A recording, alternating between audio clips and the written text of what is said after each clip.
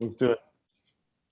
And we are recording episode 583 with Don Slaughter, who, because I'm a moron, for everyone listening, so yesterday, today's Thursday, September 30th, 2021. Yesterday, I woke up, couldn't go back to sleep, so I had only slept for like 4 hours. So that was like the beginning of the day. Like, all right, just kind of tired, exhausted, whatever. Did back-to-back podcasts. When you do back to back, it's always a bit draining mentally. You're just in a fog. I had just finished that. I give my mom a call. I call my mom every night because I'm a good son. And giving a call after back to back, I'm just really just trying to hold a conversation. I'm exhausted, hadn't eaten yet, and had just cracked a beer. So I'm feeling nice, warm, and fuzzy. And I get an email from Don, and I just glanced at it because I go through hundreds of emails a week trying to get guests on, trying to reschedule. And it's also the norm that at least 2 times a week someone cancels or has to reschedule. There's always weird stuff. I've had on guys who, and I'll let you talk, don't worry. I've had on guys who, they'll accept and then they'll come back 3 days later. Like I've had guys at like the big national laboratories like Lawrence Livermore, Oak Ridge, Tennessee. They're like, yeah, I'd love to. And then they come back 2 days later and they're like, I absolutely cannot do this with my security clearance. So I lay all that down, brain fog, have a beer, exhausted, open up the email, and I just see like a short message from you. And it's like, Tom, I expect your cancellation, no hard feelings, and then attached it says confidential. So my first thoughts are like, oh, it's some NDA thing. Like, again, it's the norm for me.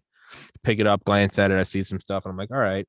And then I kind of open it up again a minute later, and like no hard feelings. And I started to think, I was like, oh, does he just maybe he just doesn't want to do the podcast, which again is something that happens where people watch some of my episodes and they go, fuck this guy, I don't want to be on a show. But you and I had talked before. We've talked on the phone several times. I've seen you with Hatfill, and I was like, I thought Don and I were, thought we were buddies. And I was like, so then I started to get a little anxious in my own head, which I do all the time since birth. And I was like, is it something I did? And you, unbeknownst to me, were out with clients.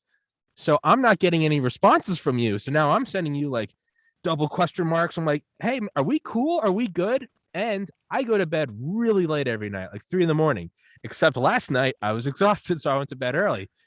So I woke up, and then so you saw this and you're like, oh shit, this kid's retarded. And so you were trying to call me, but I was asleep. So there's this whole clusterfuck going on. And it turns out that I'm just a moron. And with that, how about you introduce yourself, man? No, I mean, I think that's a great story. I was sitting there at dinner going, what? Because my team looked at it and again, I didn't send over a traditional CV. Why? Okay, well, yeah, we've talked before. You know who I am. That's number one. Number two, you deal with such heavy subject matter all the time. I thought, well, this will provoke you to actually read something that might be just a little different, right? And I was a bit sarcastic, so I could see how. And in all fairness to you, what was the name of the file? Confidential, Confidential. Please right? read attached. So No hard feelings, Tom. Now, very short email. Not. I was like, oh shit. I'm sitting here with clients, and they said, "What's wrong? What's wrong?"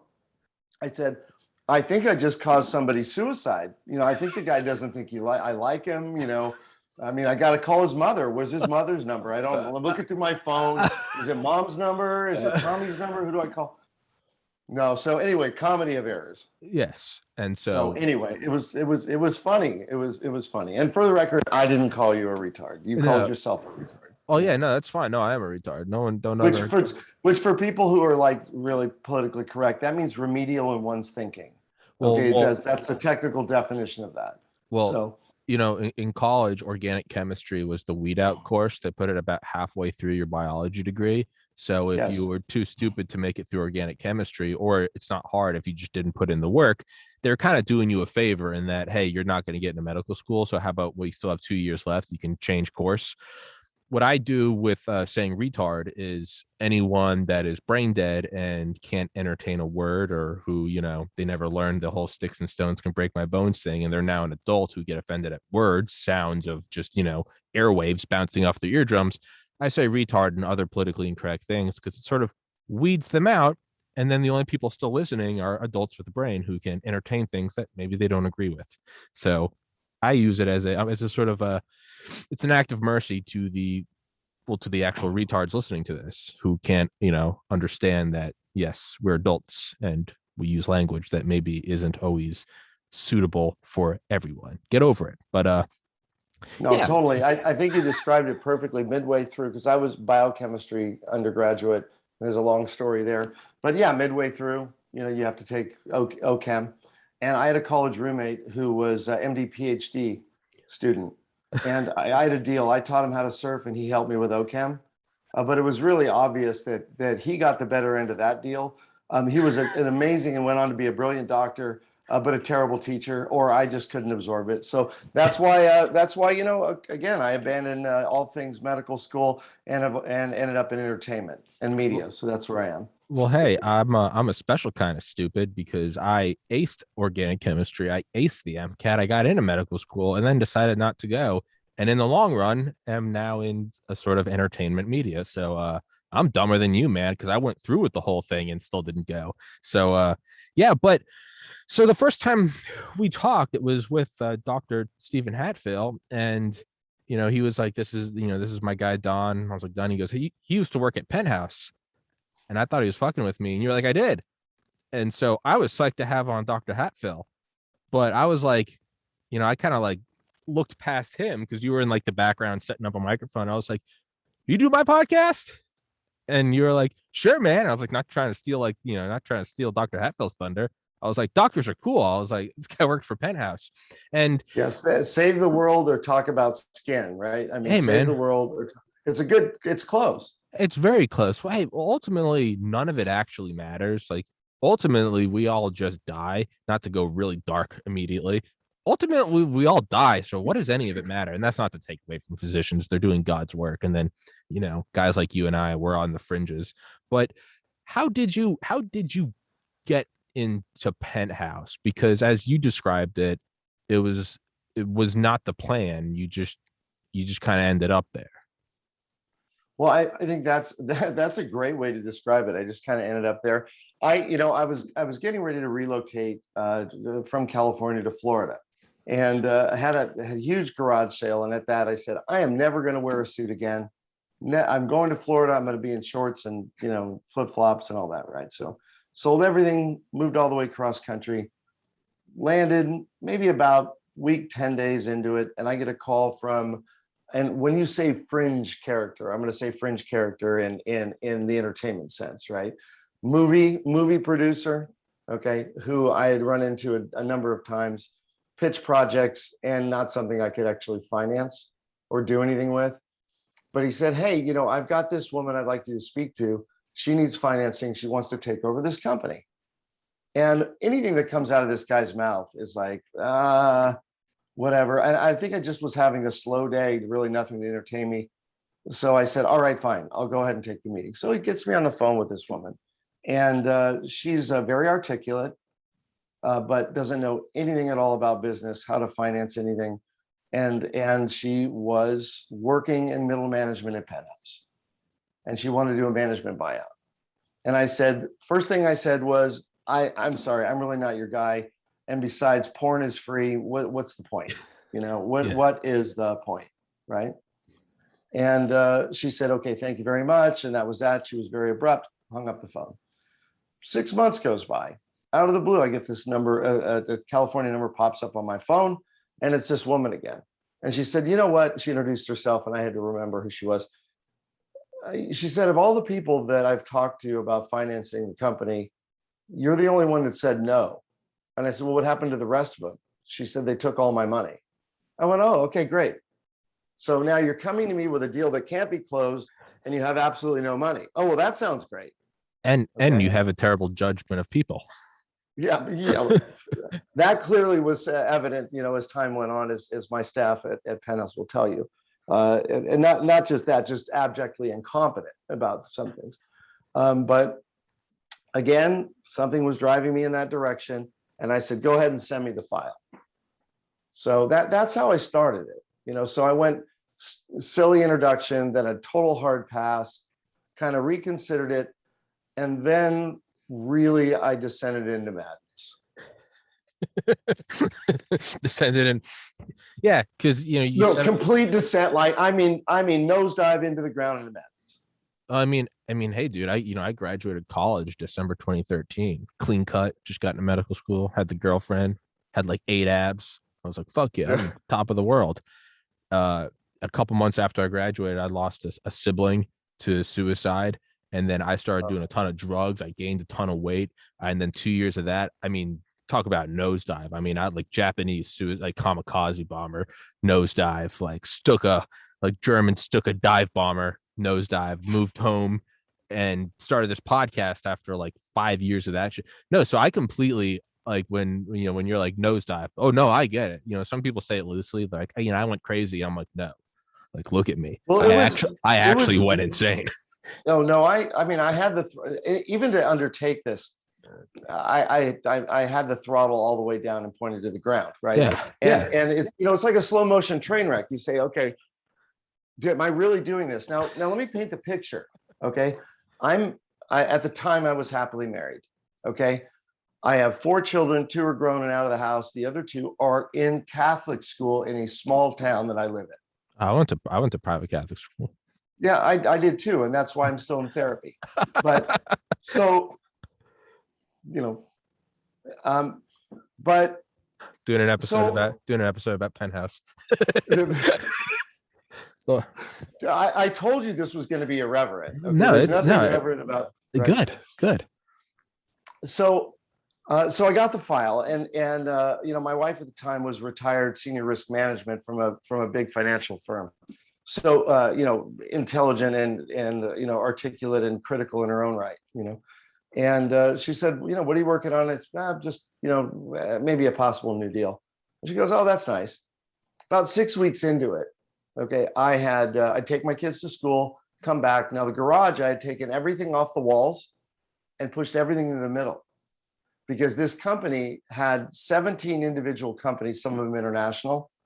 And I was trying to figure out if there were any assets at all that could be leveraged to buy the thing, right? Not for me, not to be part of it, but just from a transactional standpoint. So I started printing it out, old school, pinning these things on the wall, and then drawing lines between them. Oh, like an actual crazy person. Then I take a break, go get my kids from Catholic school, come back, okay, eat dinner with the family, and go back out in the garage. So this goes on for a month or so from that point, and my wife walks out, I think maybe 2 o'clock in the afternoon. I'm gonna go get the kids about 3:30, and said, I would feel better if I walked out here and you were drunk off your ass, but you're stone cold sober. What are you working on? So now I handed her the file that I put together, and she looks at it. I went and picked up the kids, and I came back, and she said, that just might work.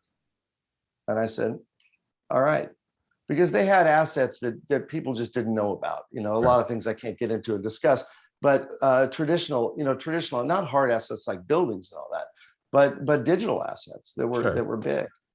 So from that point, it took me almost a year, okay, to get the first commitments to buy the company, right? Which those commitments ultimately led to other better commitments and term sheets that eventually closed the deal. But it was really that descent into madness, that got me to the other side, and just wanting to find a way. It was just a deal.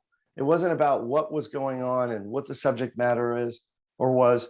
It was just about, I had to find a way to get this thing done. I was obsessed with it, and I did. Mm-hmm. Now, we ultimately closed with another facility that was set up, but I went for due diligence, right? So I go for the first time. They have offices in New York, which I didn't go there. They have offices up in Northern California, because it's part of a bigger company. It was a part of a dating company, but at the time, believe it or not, Penthouse, it was kind of a feeder. It was, Penthouse was a feeder site for one of the very first dating companies in the world. So, Really? but they just let it decline. I mean, I think at one point it was losing like $17 million a year. Jesus Christ. It's so what year was this? What year was all this going on? I moved to Florida in 2014. This began in late 2014, early 2015. Oh, okay. So this isn't even like, back when like, dirty mags were like they had the gatekeeping access to nude women. This is so like porn is like the access to porn has matured to this point. This isn't some like 1999 downloading a JPEG. This is, I mean, you can stream 4K, horrific shit that's illegal in 5 countries onto your phone. Well, So right. And then in that crowded space, you say, okay, what the hell is this this worth anymore, right? And yeah. and I mean, truth be told, I mean, I was a fan of the brand, when I was younger. I mean, Sure. I only stole 2 things in my life. One was an ice cream that I had money in my pocket. My friend Jeff ran out the door after school. I went to Catholic school also. And I went out after him. I felt so bad. I went back and I paid for them both. And the other one was a Penthouse magazine that I never felt bad for doing that ever. The only 2 things I ever sold. I got caught drinking when I was 17. Me and my friend were like just stupid. And long story short, we ended up like the cops came and like my parents had to come pick me up and I had to go to court on my 18th birthday. Long story short is I had to do like 40 hours of community service. So like my senior year of high school, my Saturdays I was doing community service at this like fire station because they were like the coolest guys. They were just like, they didn't give a shit. They just like, go watch the truck. It was very easy. But I remember whenever they'd go out on like a run, like an asshole, of course, I immediately drop them off and be like, just kind of wait till they came back and then start doing shit again. And I remember I was like walking through like the locker rooms and like the bunk beds and stuff. And that was the first time because I mean, I grew up with like online pornography, but that was the first time I ever saw Penthouse mags. It was just all throughout the fire station, just every bathroom, kitchen, locker, garage, just everywhere. Yeah. And I was like, Penthouse. It's a pretty remarkable story when you go back to Bob Guccione and how he started it, and the mistake that actually founded it, the feud between he and Hugh Hefner. Yeah. I mean, Larry Flint, how it all worked in. I mean, it's a great story. His story is a rags to riches to rags story, because at one point he was the wealthiest man like almost on the planet. Yeah. And then his descent into madness was a little different, and so I mean, way later, we end up in this situation where we find a way to, for management to buy this out, right? Go in for due diligence, and during the due diligence was prior to closing, right prior to closing, they take me aside and they said, "Look, we need an adult in the room." I said, "What?" "We need an adult in the room, or we're not going to close the deal." And I said, "Well, what does that mean to me?" Because I'm just in it. I'm going to make a paycheck. I've worked for over a year on this deal, and I'm going to take my exit and go back to Florida with my family and get some therapy and try and get over what I've just gone through. And they said no. If I'm you, at first instance, my first thought is like, is this like my spidey sense is going up? That sounds like an FBI sting. I'm working at Penthouse and they're like, we need adults. And it's like, well, you should only be working with adults. Yeah. Like, what the fuck is this? But yeah, sorry. Right. Yeah. It's like that should not be a statement uttered here. Yeah, there's actually a federal statute. I think it's 2259 or something that says that, and you have to. Only adults. There should be no one in this building under that's not an adult. But yeah. I said, well, whatever do you mean? Yeah. Well, you're not. I'm sorry, we're not closing the deal, and nobody gets paid. So they first it was okay, 3 months. And then they put a 3-year contract in front of me, and then they put a 5-year contract in front of me, And at the time, I thought it was kind of would be patently irresponsible for me not to take the opportunity, because then I would have put a whole year of my life into something that didn't go anywhere, and that's really bad for my family. Well, yeah, you're the breadwinner. Your work has to yield reward. Something. Yeah. Right. Plus, I needed to have something desperately to show for my insanity, and sacrifice. Yeah. No, I feel you. It's like this podcast. Well, one, like it has to pay the bills, but two, like man, I cannot be that guy sitting in like a leather jacket at a bar going, I got into medical school and they fucked me on YouTube. I was supposed to be something. No, there's like, one, I need money, but two, it's like, this has to work for my own sanity. I have to, Yeah. I can't know that it's one thing if I had nothing. I can't knowingly have turned down the option to get an MD. Already accepted, not applying, accepted. Mm. 15,000 students applied to the medical school I got into. 100 got in. I was one of those. I'm like, Yes. no, I feel you. It's, yeah, you gotta get something from it, but it's also like, this is on a deeper spiritual, like, I'll snap if this doesn't work. Yeah. Yeah. Yeah, and it was kind of like that. I discussed it with my wife, and she was very supportive, and she said, "Yeah, I mean, go ahead and do it." Yeah. But that meant that now I was riding the school bus from Florida to LA every week. 3 o'clock in the morning, I'd be picked up by a car service. I'd go to Orlando Airport and be at my desk in LA by 10:30 in the morning. Had meetings until midnight Pacific time, which put me about 22, 23 hours into it at that point. And that was Monday. Leave on Friday, land on Saturday morning, be dad and husband. Saturday, Sunday, get back up and do it again on Monday. I did that routine for 6 months. 6 months. And then using Los Angeles as a jumping off point to go to other meetings and stuff. And then I pared it back a bit, and then I started traveling more on the East Coast. So my schedule got a little bit better, but that was in itself insane. Yeah. And then so it was that part of it was very difficult. But once I landed in the office the first day, we closed on it was like, I don't know, 12:01 a.m. And I booked my reservation like 5 minutes later. I mean, that flight cost me $4,000 or something to fly overnight with like 6 hours notice. Yeah. And I landed on a Saturday and went and picked my office out, which was the storage room. That's what I picked out. It was the biggest office really in the building. It was a 30 by 30 storage room that had all the old slides in it. And I carved out a little section in the corner, and that's where my desk was. And that's where I started. And the next 2 days later, I got to meet the core of the team. Like a crazy person, I'm in a 15 by 14 foot bedroom, and I have moving blankets nailed to the ceiling, and I've cordoned off about 1/3 of it. And then I've hung up these soundproofing tiles all around me, and they're like safety pinned into the moving blankets. I mean, this room looks so suspicious. It's you walk in and there's just moving blankets on it. It's a perfect soundproof chamber. And but you're talking to a guy that the neighbors thought I was Ted Kaczynski when I was doing this deal in my garage. Well, listen. So because I'm in this tiny little apartment under 800 square feet, I love it. I'm grateful for it. It's fantastic. A lot of people have it a lot worse than me. They're always coming in and doing like, maintenance or whatever. And it's because in its apartment, it's kind of like communism. You don't get a say in it. They're like, we're coming at 8 a.m. to fix this. And you're just like, I hope I'm dressed. Like, fuck it. All right. Well, they came in the other morning to do something with the dryer. I don't know what, but they came in, and you can't even go out the main door of this room because there's moving blankets hanging, and it will fall down. So I can only come in and out of my room through the bathroom. I have the doors open, and I'm like just waking up, and there are these two guys in their whatever company shirts are walking in. They're like 20, 21. And I think they think I'm not in there because all the lights are off, but I'm just waking up, and I see them, and I just hear, what the fuck? Because the doors are open, you see these weird jagged soundproof tiles. There's no light coming in because of all the fucking moving blankets.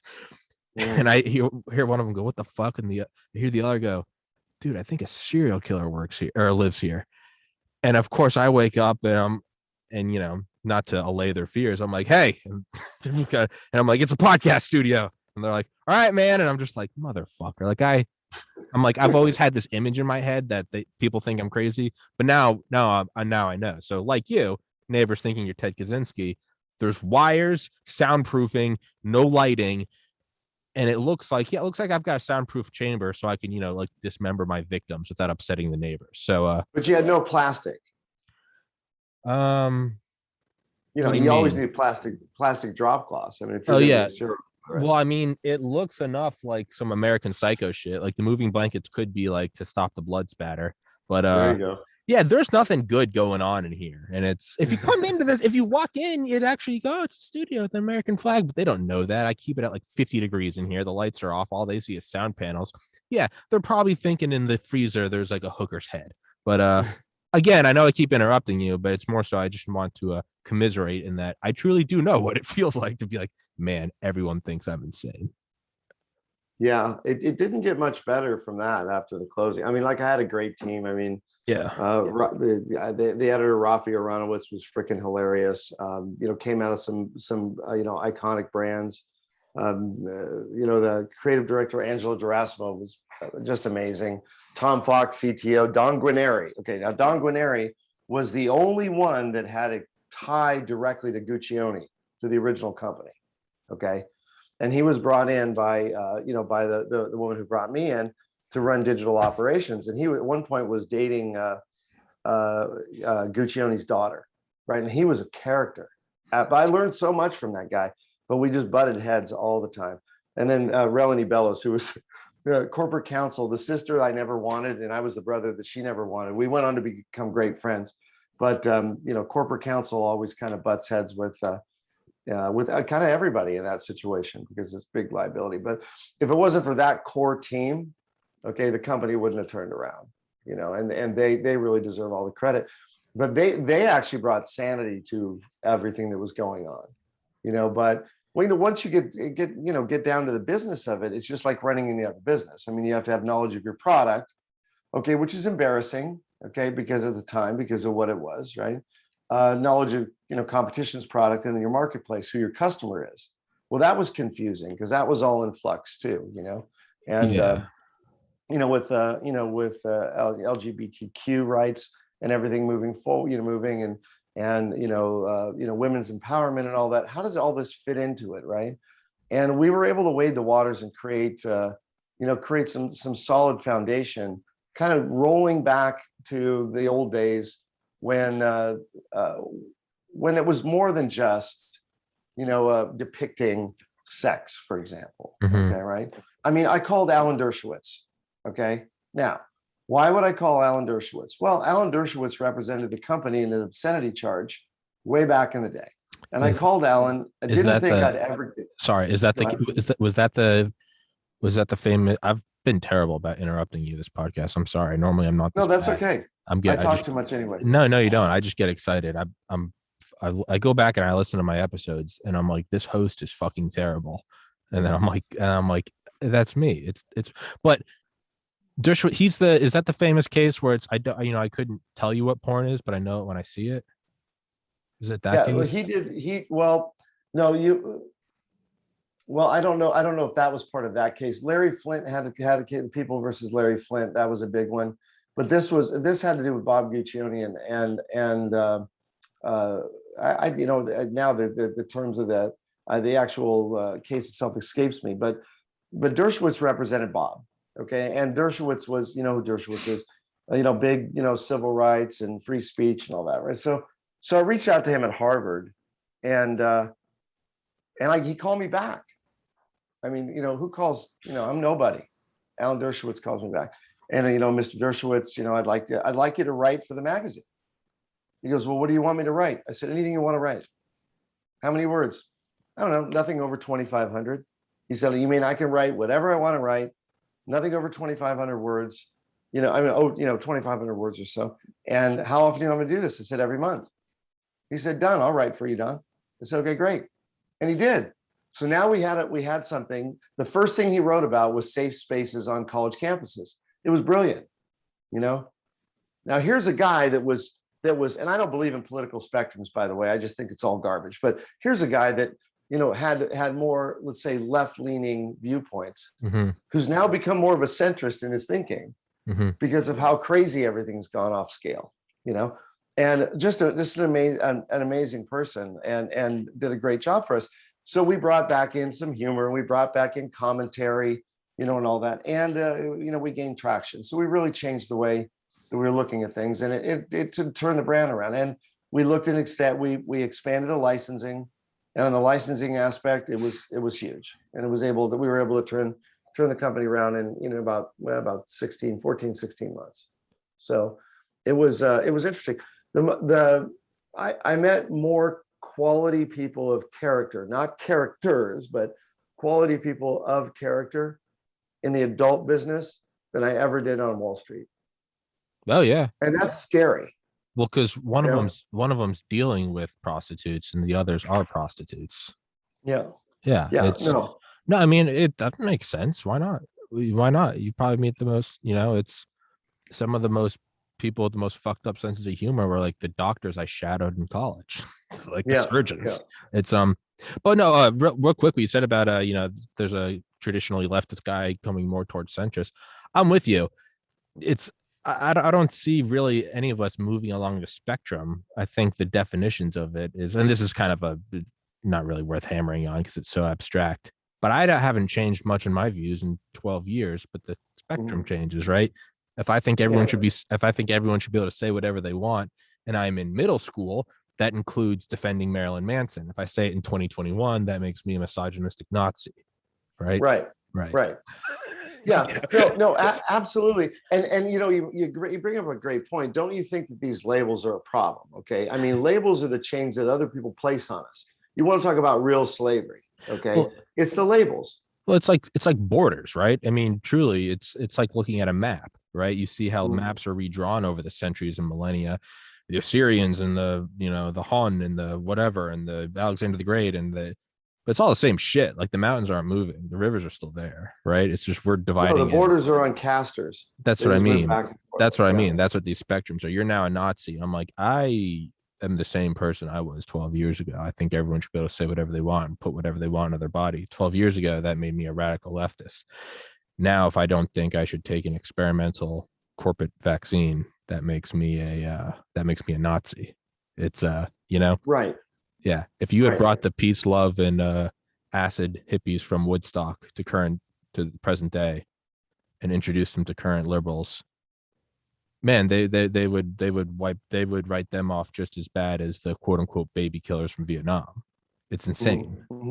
Sorry, Yeah. keep interrupting you. And even no, you're right. You're spot on. And even that term liberal, I mean, our founding fathers were liberal. Yeah, but it meant something different back then. That's what I mean. It's all the labels mean shit. It's what do you actually stand for? I think that we should all be able to do. I went to private Catholic school. I think if you're gay, you can get married. I don't give a shit. I think if you want to shoot heroin, knock your socks off. I think if you want to do X, Y, and if you want to, change genders, or if you want to be an atheist, or if you want to, be a swinger, do whatever you want, man. Are you paying your taxes? So I'm not the only one footing the bill? Yes. Are you damaging anyone's property or physically harming anyone? No. Are you harming children? No. Well, then we're good. Right.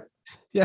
Yeah. I mean, the nanny state, issue is just beyond, description. It's absurd. Well, it's people that want it's people that Tim Dillon said it best. Tim Dillon, the fat gay comedian who I think is the funniest human being on the planet. Mm-hmm. He had a great statement, and I wrote it down on my phone. He said, only being a Democrat or Republican, what that really is when you go, well, I'm a conservative, so these are what the conservatives think, or I'm a liberal, and these are what the liberal thinks. What you're really doing is shirking the responsibility and the hard work of independent thought. Going, you look at this podcast, and let's say you are a far left liberal.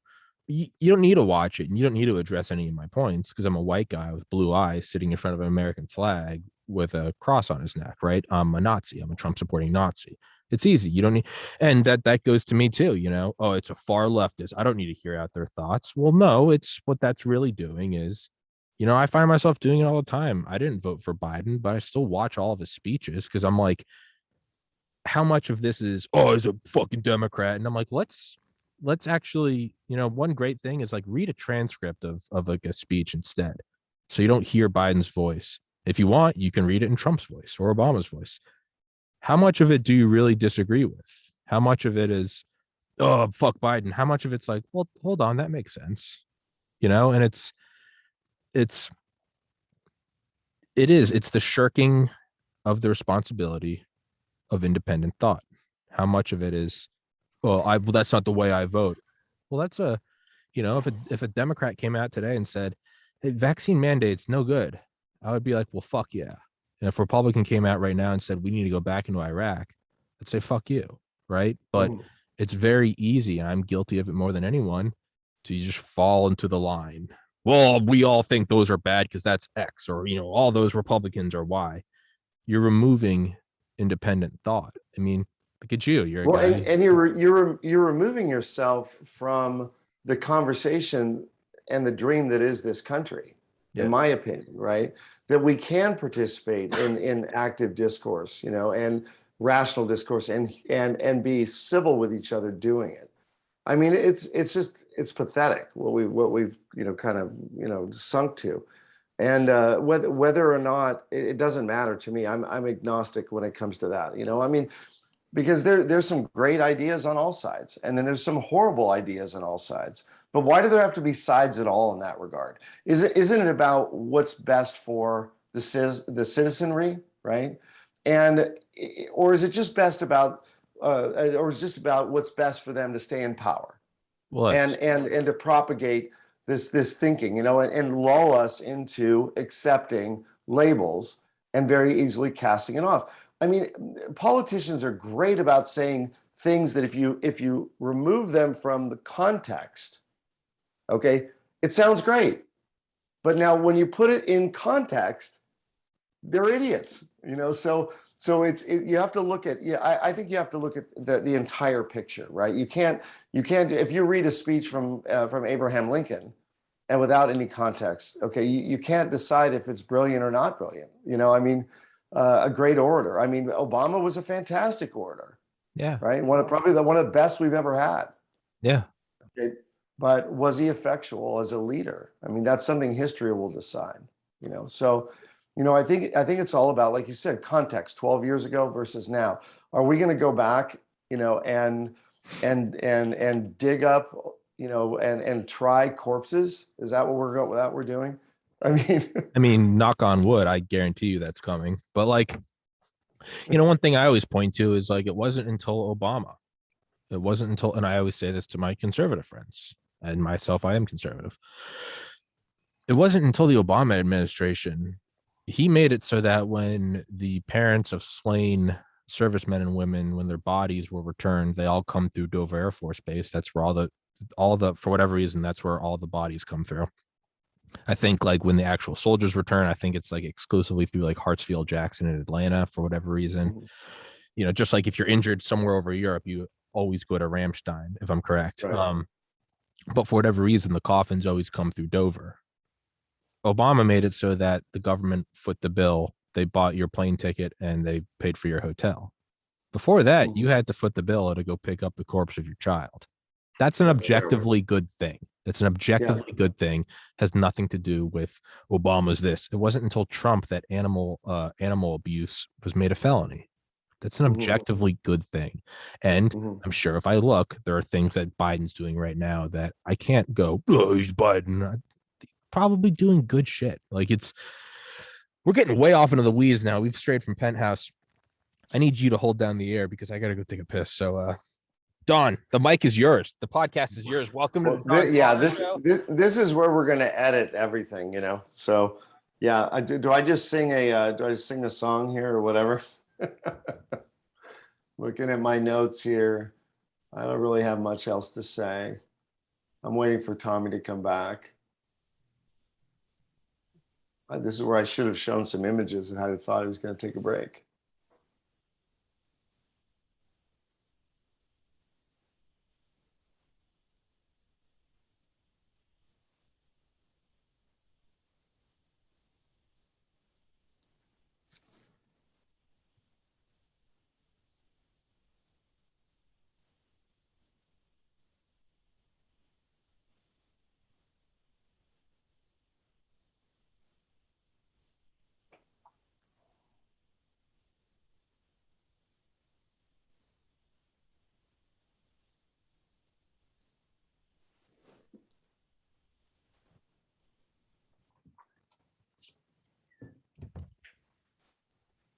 Don, I don't hear you monologuing.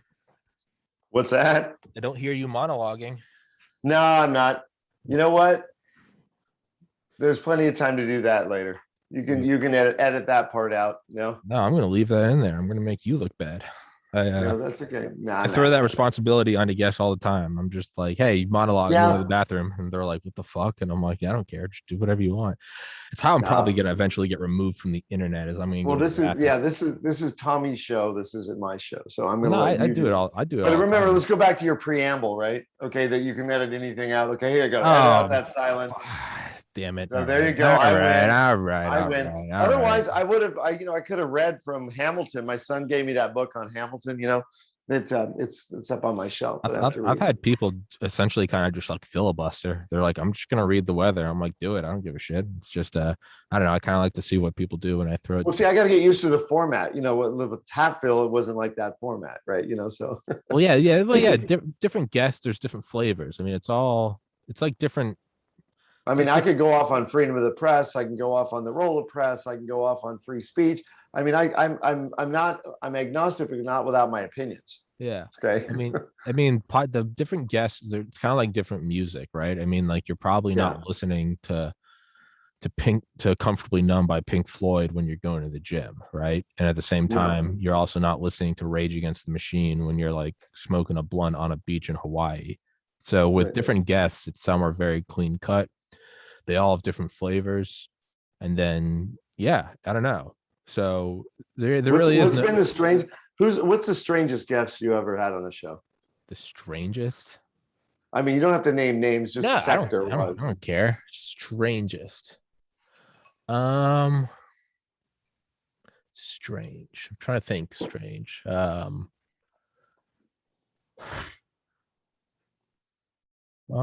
Strange.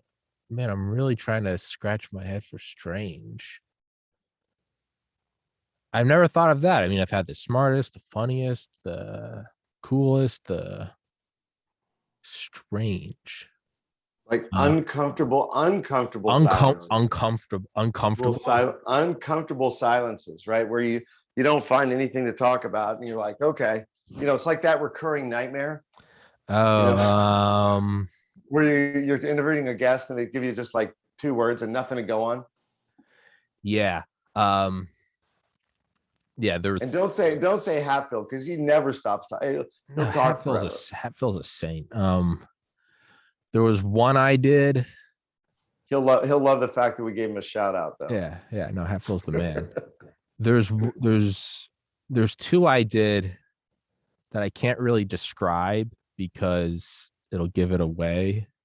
Got it. I'll text them to you afterwards. Okay. But they were guys that I have never felt. How do I word this? And let me preface this by saying I am appreciative of everyone coming on here because they're giving me content and I'm not paying anyone to come on here. So they're giving me free content.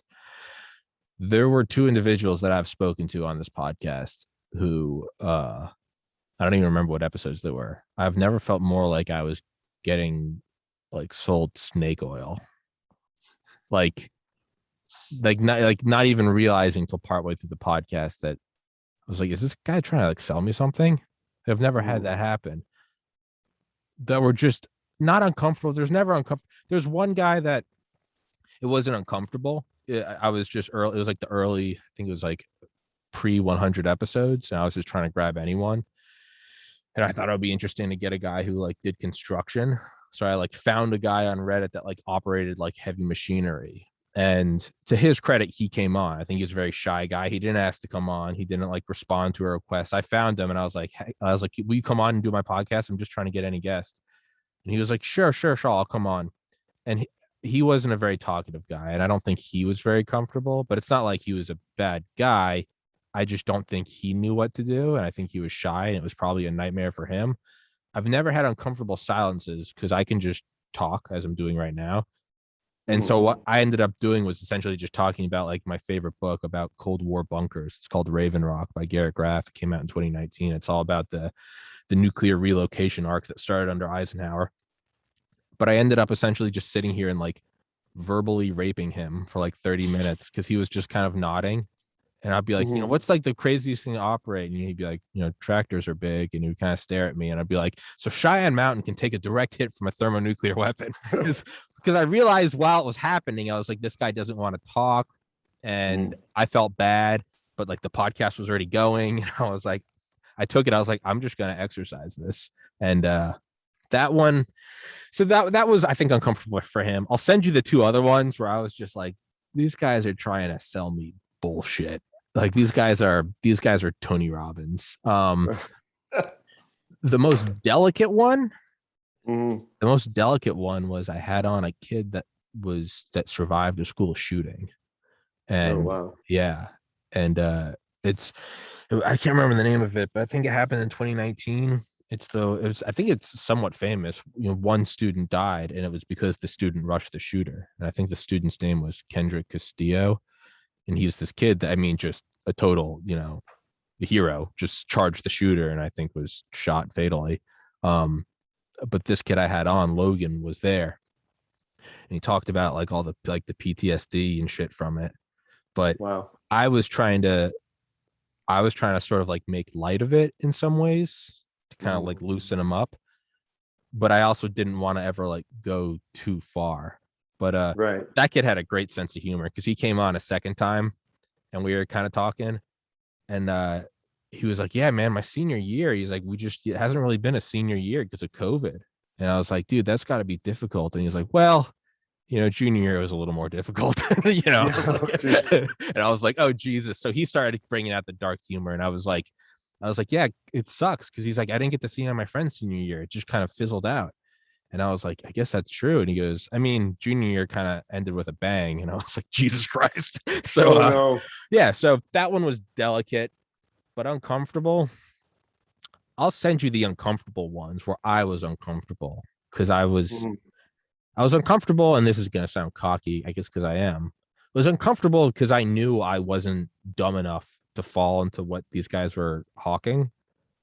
It was sort of like a telemarketer that I couldn't hang up on. And I almost wanted to say like, hey, man, like I respect the scam. You're trying to get money however you can. I'm not a retard. And so I just kind of had to sit there and nod. And it was really some like kind of Tony Robbins shit. And those were uncomfortable. Those were very uncomfortable. I didn't like those episodes. How much too much do you feel it is? Yeah, no, I get it. Formulaic. Yeah. You can come be part of my 10-step program. And for, one easy payment of $90,000, I'll make you into the next Elon Musk. And it's like, well, how come you're not Elon Musk? If you have these skills, if you've got the secret sauce, why are you giving them to me? Shouldn't you be giving it to yourself? Right? If you have the pill that makes you a genius, why am I selling that? Why am I not taking the pill? Right. Yeah. So we've kind of completely strayed off into the weeds because I keep interrupting you. No, it's good. It's all good. So Penthouse, that's kind of like, I mean, you're going in there. That's kind of like going in and taking over Blockbuster after Netflix is a thing, right? Yeah. It was an uphill climb, like I said, but with licensing and digital opportunities, it allowed us a different revenue stream, right? Than one would think. The company also had other like solid assets that threw off cash, licensing deals and such, and they did video production for a lot of the other brands, okay, that were not under the Penthouse, let's say, moniker. So there was a fair amount of income that came from there, and then broadcast. The broadcast side threw off a ton of cash, and that was expanded. I think we started, there was maybe 93 countries, and we went to like 105 countries. So that part expanded. But, that's where I got the idea again, I started back in the 80s, in the beginning of the, right after Al Gore invented the internet in the 80s. Sorry, Al. This idea of digital. My theory on Al Gore is, I mean, what are the things that run big tech? The algorithms. The algorithms, right? There you go. That's my hacky joke. Anybody that could be Tommy Lee Jones's, roommate and live through that. I mean, you got to give him some cred. Yeah, that's true. I don't know. He also said, I don't know. Fuck Al Gore. I bet Al Gore's a cool guy. I don't know why I'm saying that. I'm not being a good host, man. Every time I start talking about Penthouse, I just derail it. Talk about editing. You're gonna have to edit a bunch out. I'm not gonna edit shit out. I rescind my offer. Just that uncomfortable silence where I'm staring at the camera like. No, I think the uncomfortable silence needs to stay. People need to I didn't truly, know. they need to feel it in You their didn't, bones. They need to you feel didn't these. tell me to prep for a soliloquy. I could have read Shakespeare. Um, so yeah, and things in that I learned a lot there because okay, number one that a deal is still a deal, even though the person who's signing the contract might not have any clothes on. Okay, I mean, it's just a little different, Um, For so you said, because you said, you're like, it drove me crazy, PTSD. It's not, again, you're like, you have kids, they're in Catholic school, you're married, you're a faithful man, and you're working at Penthouse. But you also said, like, early on, you were like, some of they have the best character in terms of just like respectable people, just respectable humans, right? It's right, respectful humans. You knew exactly what you were dealing with. so Um, so where's the disconnect or the two-sidedness where you said it was insanity and odd and it drove you crazy, but it's also super respectful? Are these not the same people we're talking about? Am I not no, stupid? not the same people. So you Okay. had this clash, okay, between let's say the old guard, okay, like the woman who brought me in, right? Who really was trying to recreate the glory days of porn in the 90s, okay, Okay. the early 90s, right?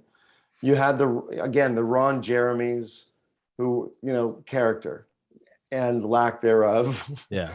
and everybody knew what was going on with that guy forever, and they just put up with it.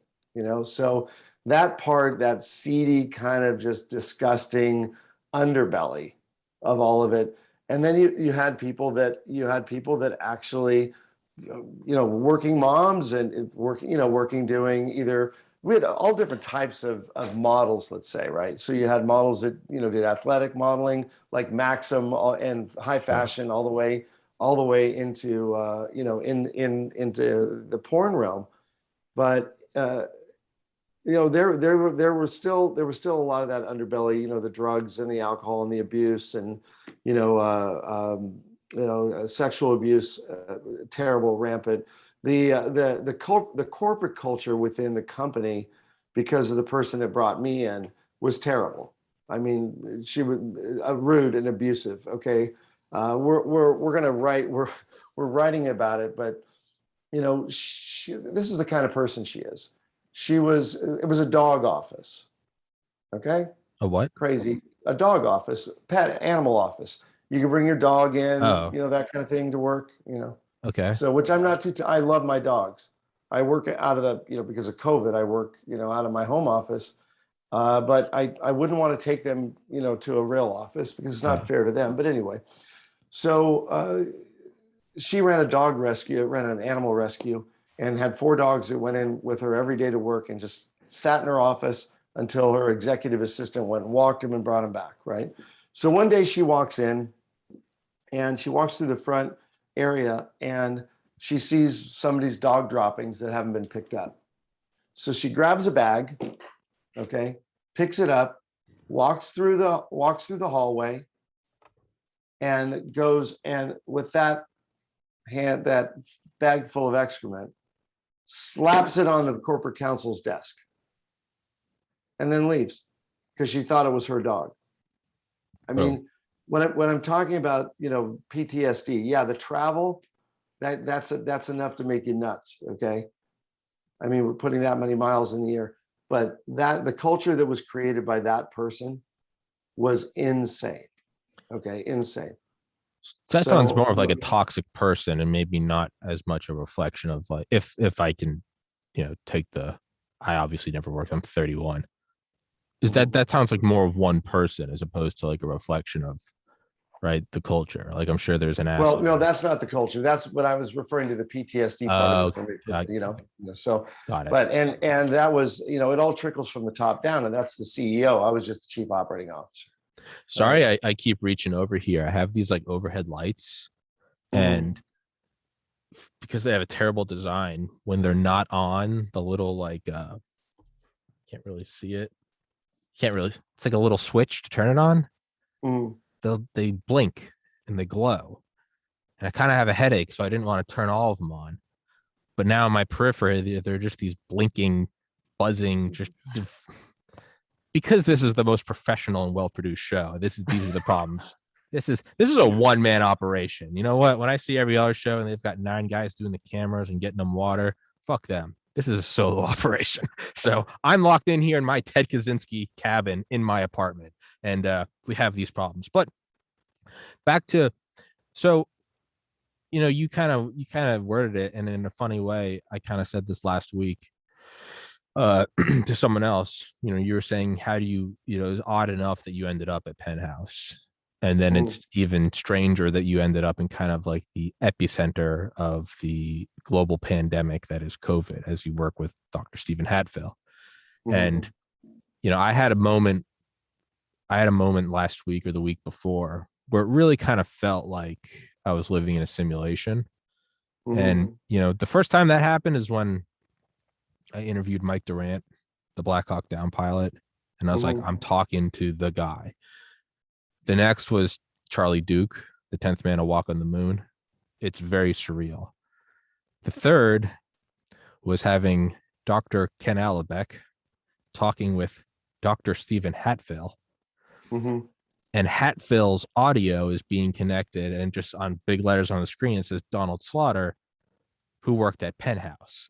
And I'm like sitting here and I'm like, I have these 2 like legendary physicians. One of them and a pornographer in the middle of it. Well, I have Ken Alabek, the biggest ever like intelligence coup defector from the Soviet Union, talking with Ken Alabek, connected through Don Slaughter's iPhone. And I'm sitting here just like, is this real? Is this really happening? Is this how life is unfolding? But it's, man, I've been terrible about interrupting you. But how did it pivot from Penthouse to Hatfill? It's interesting. It all goes through the digital world. Now, I met Hatfill years ago, here in our small little town, and as I mentioned to you before, and we struck up a friendship when he started writing 3 Seconds Till Midnight, which was prophetic. This was before COVID. He predicted everything that would happen, and how ill prepared we were to deal with pandemic, right? But I did some legal and compliance work on it, which was nothing. Had nothing to do with the content. I was just a friend of his, and he said, "Can you help me out?" And I said, "Sure." So we did some contracts. We did, looked and made sure that the images were all licensed and all that kind of stuff. And then we kind of went our own little ways, in the sense that he went on to, start to promote the book, and I was just stuck in Ocala, Florida, right? But years before, when I was at Penthouse, looking at these huge satellite bills that we had, for satellite delivery, okay, I thought, well, wait a minute, we've really got to look at the OTT space, and cutting the cord on the delivery side of this, right, and not taking up all this satellite space. It was millions and millions of dollars a year. So I concepted this company called Pi TV, which was a very agnostic platform, open source platform, kind of like the old New York community access on steroids, right? Where anybody could go in if they wanted to and have access to it if they paid for it, whatever, and break the mold of entertainment, right? And when I learned a lot at Penthouse, I really did. And this concept, when putting the pieces back together to create something that was palatable, I had to do it on pillars. And I started concepting out Pi TV. I started thinking about where we were as a society and what I'd learned.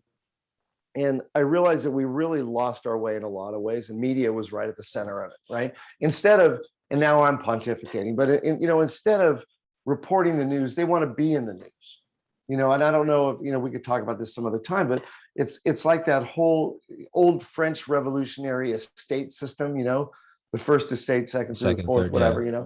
It's like, the media is, it's supposed to be the fourth estate. They want to be aristocracy. They want to move themselves up. And now our political leaders want to be monarchs, right? And not leaders of the people. So I started playing with this concept, and it just struck me that we're in a dark age. We are on the precipice of a new renaissance, different than the first one.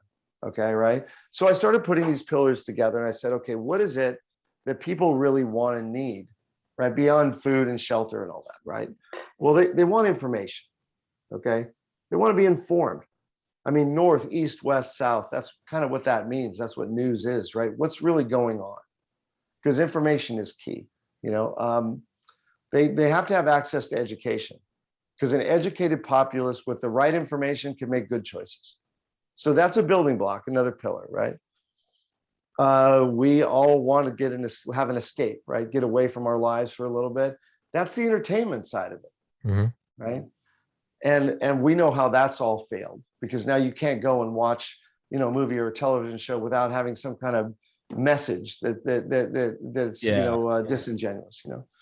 And if you put those pillars up right, you can inspire people, and that's kind of the fourth pillar, is giving people things that are, you know, inspirational, right?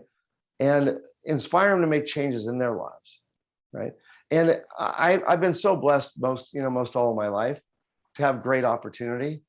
I thought, you know, here's an opportunity for me to do something different, right? So I exited from Penthouse, and I did a bunch of consulting gigs with some other high profile iconic brands, you know, which I'm still all under NDA on that, so can't really talk about that. But met some great people, and then reconnected with some of my old team, and we played out a little bit of concepting. And then I met this guy named Dan George up in Canada, who was doing kind of the same thing on a parallel path. And we kind of started, you know, exchanging information, and we thought, well, we're a lot more aligned than we had originally thought, and we started moving, and that's where it all started. And PCN Media started as one channel, okay, and now we've got 44 channels. We've got pass-through channels, 105 total channels, 106 total channels now. We're about in 100, over 140 plus countries, and at our, you know, our highest, we've had about 100 million viewers a month. You know, which I'm going a long story around this, but how did I get to Hatfield? Well, now I'm turning into the whore, because I'm like, man, have you guys heard of Tommy's podcast? That's a great channel. I'm like, hey, have you heard Don't of think this? I haven't thought about it. Dude, don't tease me. Don't play with my heart. Don't play with my heart. No. I'm permanently banned from YouTube. I lost about 99% of my viewership. Yeah, well, I'm clawing back up. see, and the thing that makes this work, I mean, I can talk about return to humanism and all that, right? But we're really at war, you know, with reason. People that don't want to reason, they don't want to sit down and talk. They just want their way only, and that's it, right? It's the shirking of the responsibility and hard Shirking the work of free responsibilities you thought. mentioned earlier, right? Yeah. I mean, in the first Renaissance, it was science versus religion. Okay. Now it's reason. It's the lack of reason. It's stupidity. It is a culture of stupidity, the cult of the stupid, right? As a lifestyle. We can against humanity. We can no longer practice and fine hone the maturity to agree to disagree. Right. That's right. I think that is all of it. We can't just, you know, I have on every week. I have on Roger Williams. He's a sci-fi author. I reached out to him like last year. I was like, hey man, I loved your book. I read it forever ago. Do you want to come on here? He was like, yeah. And he's been a returning guest every week for like a year and a half. We've become great friends. He's about twice my age. He's super liberal. I'm on the opposite side. And we always finish the episode with just laughing. We disagree on everything, and sometimes we get into it, but it always ends with us laughing. You know, Roger, you're sick, and you know, hey buddy, how you doing, man? You know, all right, you know, I'm having bad anxiety, and he's like, hey man, what can I do to help? Like, and we're on opposite sides, and it's sad that that's such a unique experience. But what's the basis?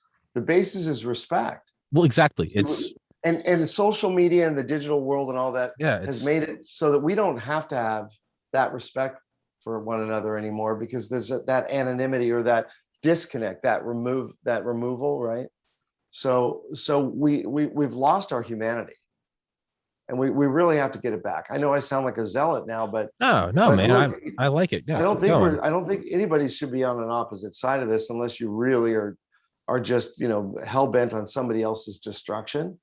We're all human beings. We all have basic needs. Okay. I mean, and this being able to be in this project now with the group of people that I have, with us is truly unique and special. And we are all like minded in the sense that, we want to unite under one voice, okay, to change things, to really change things, and casting off those chains, those labels that other people place upon us, right? And we let people put labels on us. We let people divide us. We let the minority dictate to the majority. It's like it's gaslighting, basically, right? In the modern term, right?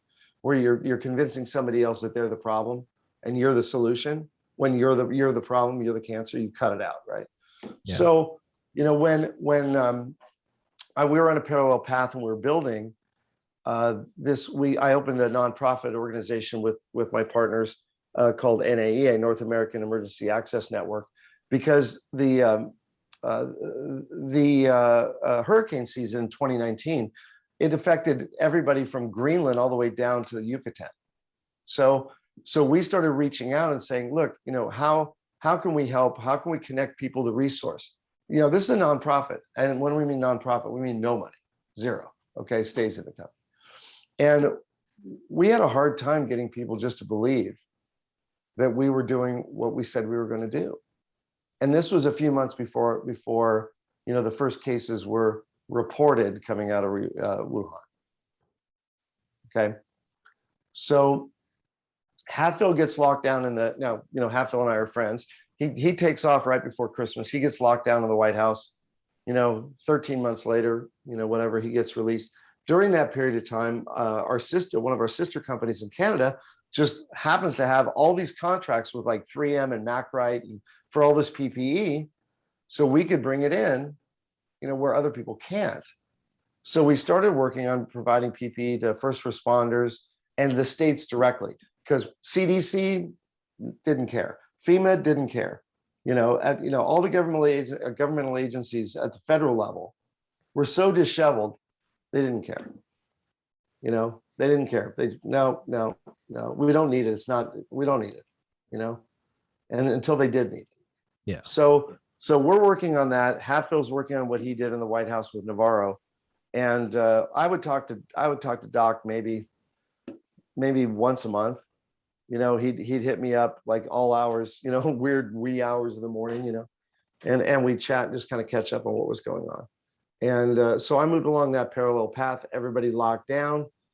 And then I get sick, really sick in November of 2020. I almost died. So, I crawled out in my home office, put out my will, called my attorney. I was done. My SpO2 levels were dropping below 80. Was it COVID? Yeah. Okay. Yeah. And it was diagnosed as upper respiratory infection, and it was COVID. Right. And if it wasn't for HCQ and if it wasn't for Doc Hatfield, I wouldn't be here. So shout out Dr. Hatfield. Yeah, no, and that's the God's honest truth. And I can tell you, and here's his bedside manner. Doc, I love him. He's family. Okay, Don, we've never treated anybody this late. Good luck. Hey, man. Meaning everybody else has died. You gotta appreciate the no bullshit.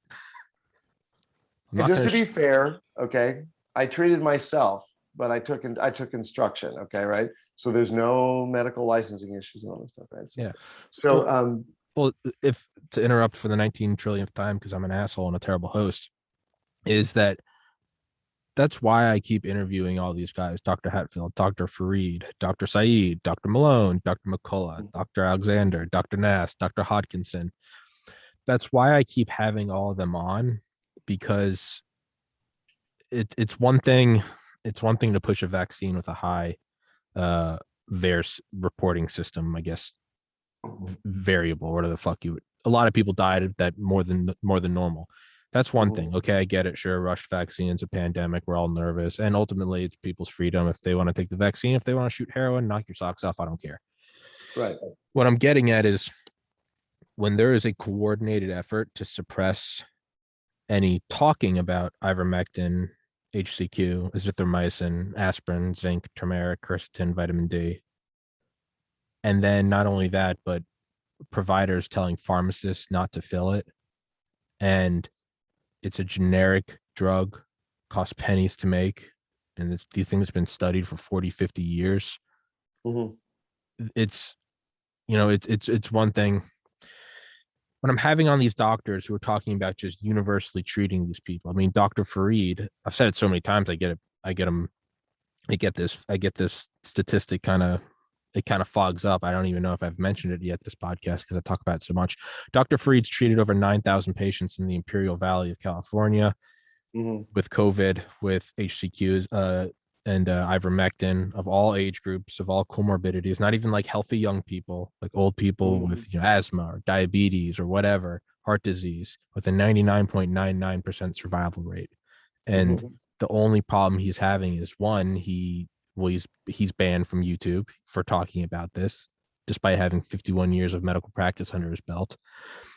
And now he's also having a hard time getting access to these drugs because pharmacists won't fill it, or their providers are say, hey, comes from up top on corporate, we can't fill this. Mm-hmm. There are people like you with kids, you're someone's friend, you're someone's husband, you're someone's parent. These are the people that are literally fucking dying Mm-hmm. because they can't get access to generic medications. It's I've said it before, it's not going to happen today and it's not going to happen tomorrow. In our lifetimes, this will be the biggest story. It's going to blow everything away because Dr. McCullough says he believes 85% of the deaths in the United States could have been avoided. Dr. Farid says 99.99% could be avoided. And it's one thing if it's in hindsight and we go, hey, we didn't know that stuff worked, but now we do. That's one thing. Okay. It's a tragedy. It's a blunder. It's public health is again treated like a political football. I mean, Well, that's now it's a weapon. It's a weapon yeah. that's killing hundreds of thousands of people. So I had to go on that little side rant, but that's why I got banned from YouTube. It's because I'm not going to stop fucking talking about this stuff because I have parents in their 60s. I have aunts and uncles in their 60s and 70s. I have guests Mm-hmm. on here in their 60s, 70s, 80s, and 90s. Mm-hmm. These are people that are fucking dying because they can't get it. This isn't me saying no one should take the vaccine.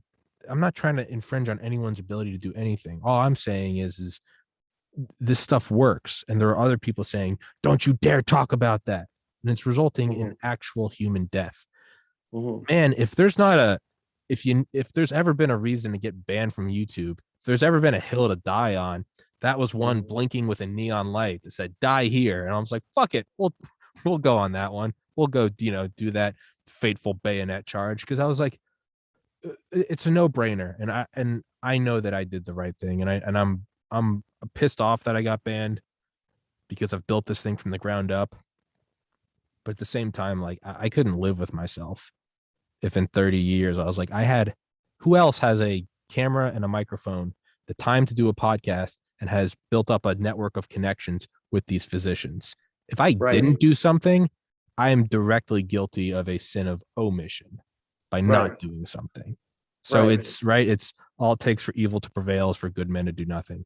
I don't think I'm necessarily a good man, but I would have been doing nothing. I'll get off my soapbox, but yeah, you got super sick. No, Sorry. no, I couldn't agree with you more. And when you examine it, devoid of the political pressure, devoid of that, just take that out from it. If it wasn't a political year, I mean, it was a confluence of really unfortunate circumstances. It was a perfect storm. Okay? Yeah, it was a perfect storm. It was pushing China economically into a corner. Okay, right? Which it had to happen. It should have happened years ago, and was, and it did, right? Uh, it made it very difficult for us to get raw materials, right, during that period of time to make PPE, to make things. We were vulnerable, but people like Hatfield called this out, and nobody listened because they think, again, it's like earthquake preparedness in California. I live there. When you have an earthquake, oh my God, I'm going to go out and make sure I've got stuff for the next time. Well, 3 months, 6 months, a year goes by, you don't have an earthquake. Your earthquake kit's gone. You don't have it anymore. You don't carry it until the next one comes. Here in Florida, we are forced to have hurricane preparedness because it happens every year, every single year. It's not like an earthquake, right? So I kind of liken it to that, right? That we were not prepared whatsoever. And if if I can lay the blame of that on anyone, right, that is something that the federal government should help us with. Give us guidance on how to do that, right? But in the National Pandemic Plan, it was about community outreach, community triage centers, hospitals wouldn't have been overrun, and early treatment, right? And but you know, when you look at it, you've got the science, the abomination of abandonment of science, and you've got the perversion of greed, and they mixed. Okay, and that's what happened. It continues to go. You don't need the Freedom of Information Act. Just go on and look at the declared conflicts of interest with the COVID-19 panel. It's staggering. Yeah. I mean, you know, in my little office, you know, in Ocala, I'm not an investigative journalist. When we started to research the first papers that we published, you know, for Dr. Hatfield in April, you know, we went through fact checking like you have never seen, right? We found connections that still haven't come out in mainstream, right? And they won't listen to it. The New York Times, you know, has the story. The Washington Post has a story, and I've got to give them a shout out, and Dan Diamond there, who's doing a reasonable job following all this, right? Considering how biased the Washington Post has been in the past, right? But this is out in the mainstream media. They're not touching it until maybe they think they need ratings, you know, and then it'll touch. But you know, this is robbed. I mean, in my personal family, it's robbed me of my family's well-being. It's robbed my daughters, you know, of their education, you know, and they've got to reset because of this. And you know, it never had to. It never should have happened. You know, so you take all. So in my particular situation, you take my you know, already let's say formulated ideas about where we are as a society, and now you take this just grave injustice thrown on top of it, and I've got a way to do something about it. So we did. We started with Dr. Hatfield. We started publishing his articles with all the negative that came from it, and it got traction, and now he's peer reviewed and going forward, and you know, really gaining an audience that it's not just about one drug. It's about the philosophy behind early treatment and not letting these big groups bully you. Now, when we have the opportunity and things are presented, you know, very rarely are you given the opportunity to really step up and do something great for humanity, right? And 5 days before the COVID summit in Rome, okay, I've been communicating back and forth with the organizers, and I said, hey, use our platform. So we put together in 4 days what would have taken 60 or 90 days to do from a technological standpoint. We met nothing but resistance. We had the big, let's say the big search engine tech company delist our mobile app, right? A half an hour before air. We had the Italian Senato tell us we weren't going to get the signal because we're right wing when we're agnostic. Hell, we have Al Jazeera. We have Al Jazeera on our network. BBC's coming online. We have OAN. You know, CNN, those guys, I mean, we stay away from CNN and Fox because those are everywhere anyway, right? But it's an open platform. As long as you're following our community standards and not preaching hate, okay, you can be on the platform. So they tried to shut us down, and we live streamed it. I mean, we put it together with, that'll be a story for another time, spit and glue and Zoom feeds and cell phones the first day, and going through 25,000 lines of code to find the feed addresses, okay, to make the first day happen. And then the second day was professionally shot day. So we had direct RTMP feeds. So not to be boring, but the first day we had 45,000 a minute. That's 7.2 a minute. 7.2 million people watched it in 6 hours. 7.2 with no advertising. Now, in the world's population, 7.2 million is not a lot, right? Second day, 4.1 million. No advertising. I mean, you couldn't, they took the indexing off of all of our sites. You can't search engine, you couldn't find them. I mean, it's crazy what we had to go through, but it's still growing. Subscription join pages are growing now, even afterwards. And now we're doing the next one in January. But it's not, right now it's COVID. It's going to be something else. Well, I've said that from the beginning. Is right now we can't talk about COVID. People will ask, it's like you didn't set out for this. You're working at Penthouse. Like I want to do a podcast and like laugh with my friends. I never set out to be on some pandemic vendetta. Like I don't have a stake in any of these companies. I'm not making money off ivermectin. I haven't lost anyone, and I know one person I think that died from COVID. Like this isn't what it is to me is I am somewhat well read, and you don't even need to be well read to just see the signs on the wall. And it starts with COVID. It will start with an excuse to censor, to delist. Right. They're the unvaccinated. They're ruining the economy. They're harming the rest of us. I mean, it's a tired analogy, but man, in 1933, there was one guy with the toothbrush mustache blaming everyone's woes on one group of people, right? And they had to have valuable papers. You had to have a reason to go everywhere. And it starts with something, and it'll be COVID, right? And it always starts this way. Well, that's a good reason. Well, these people aren't stupid. They know what they're doing. You use a good reason. How do you pass a Patriot Act? You do it when the rubble is still on fire in ground zero, right? It's the only way you can pass this stuff. How do you rip America out of isolationism in the 19 teens, right? Well, you have the Lusitania sick, right? Or you have the Zimmerman telegram. How do you get America to finally stop with the Lend-Lease bullshit and go balls deep in Europe? Well, you have Pearl Harbor. And I'm not saying those aren't legitimate things, but there's a reason why these things happen right after, because no one's going to argue in a pandemic. Well, we probably got to stop misinformation. But what happens is these powers are never relinquished, and it starts with COVID, and then it will move to the next thing.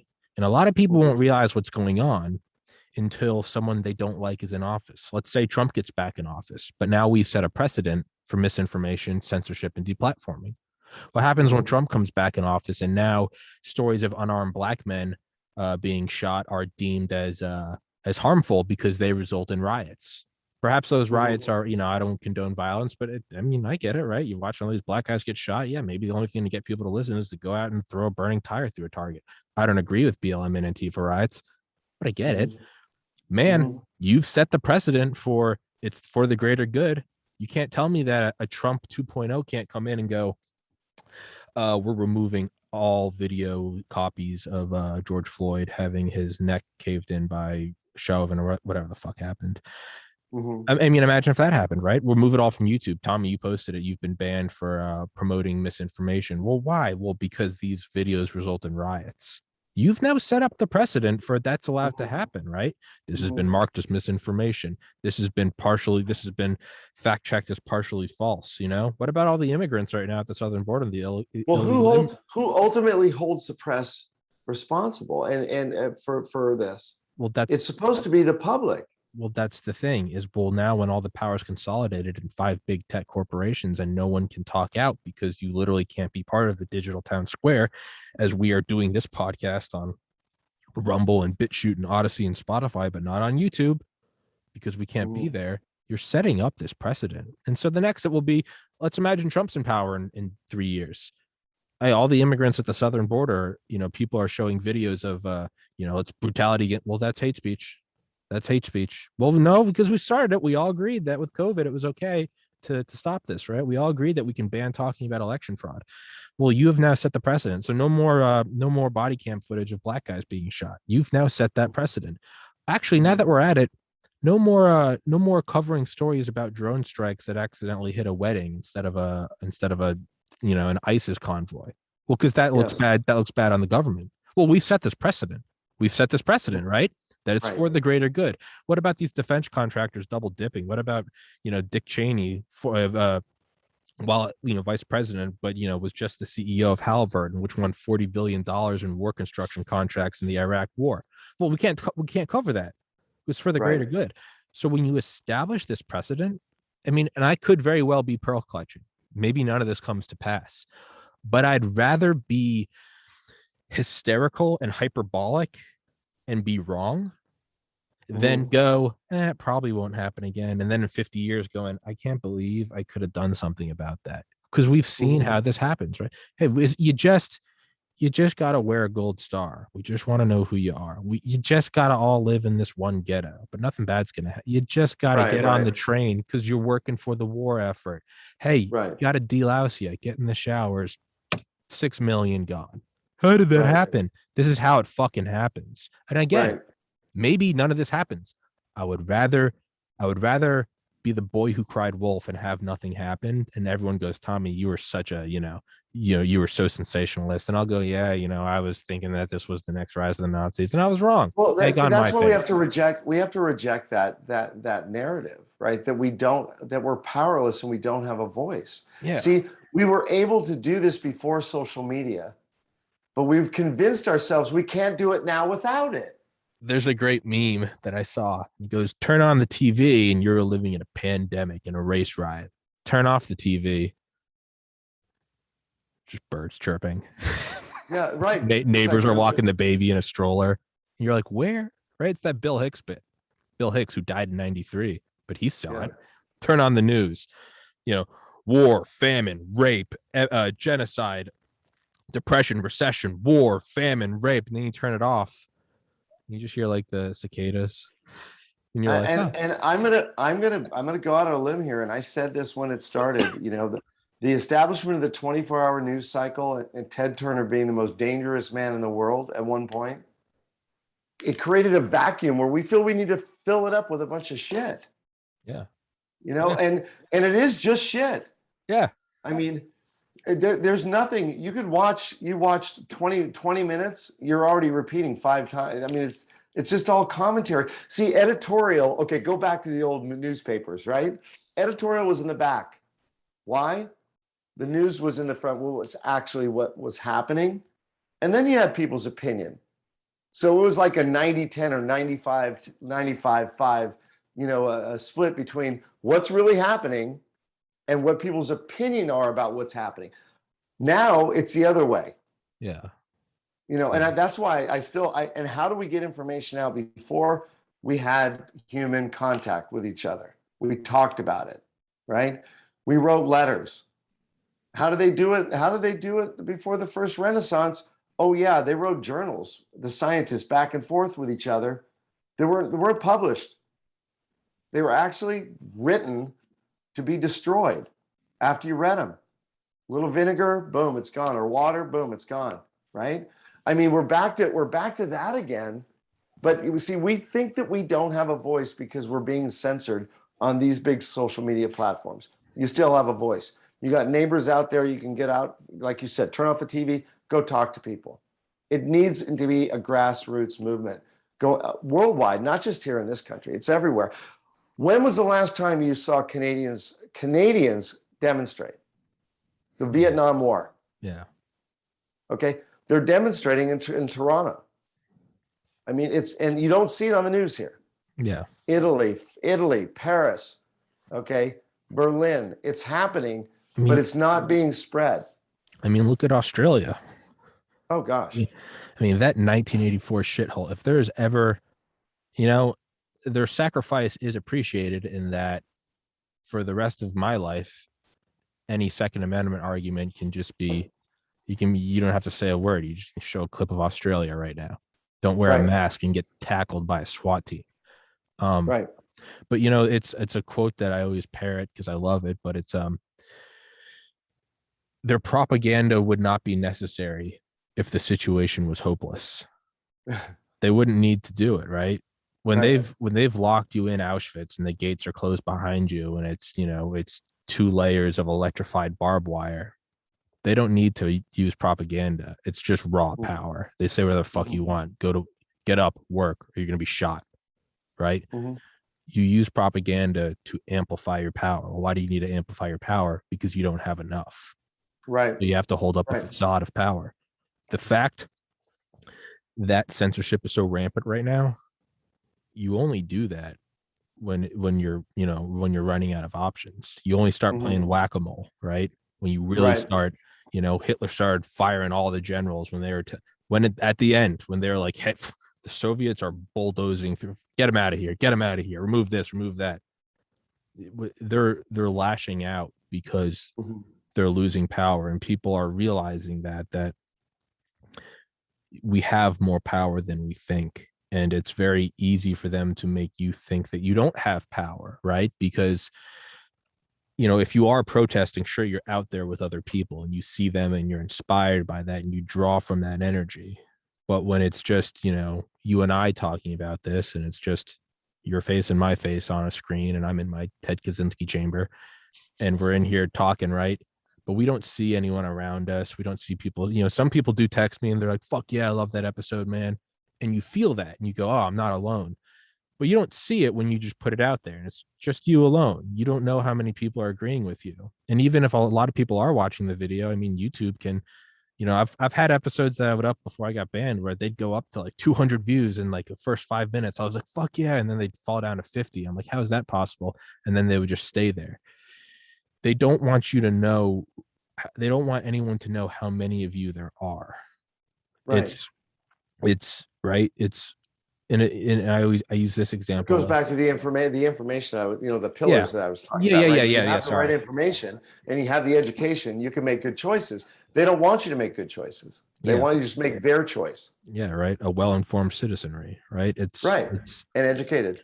Right. and but the only thing to do is to keep pushing, and we're seeing maybe I'm being optimistic, but I feel like we're kind of seeing little cracks in the facade, right? With Joe Rogan talking about ivermectin, with Nicki Mhm. Minaj, becoming a warrior for free speech.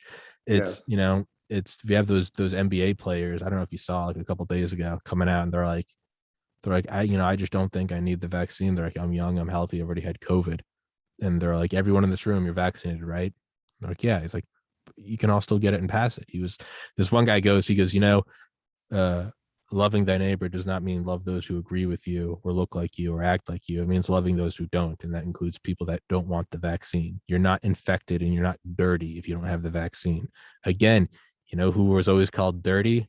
The Jews. Otto Ambrose, head chemist of the Third Reich.